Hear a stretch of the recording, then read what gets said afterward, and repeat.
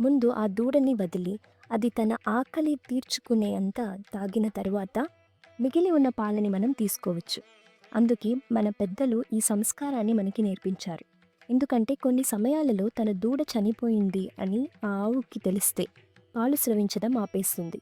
అప్పుడు ఏం చేస్తారంటే ఆ దూడలాగే గడ్డితో దూడలను ఒక బొమ్మలా చేస్తారు. ఆ దూడపై చర్మాన్ని కప్పేస్తారు. అప్పుడు ఆ ఆవు తన దూడయే పక్కన ఉంది అని అనుకోవడంతో పాలు స్రవిస్తుంది.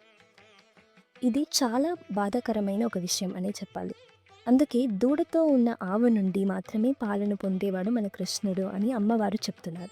అసలు ధర్మం అంటే ఏంటి అని, మరియు ధర్మాన్ని పాటించిన కృష్ణుడి గురించి అమ్మవారు చెప్తున్నారు. మరియు శత్రువు ఎంతటి శక్తివంతమైన వాడైనా వాళ్ళని ఓడించే గొప్ప శక్తివంతమైన వాడు మన కృష్ణుడు అని చెప్తున్నారు.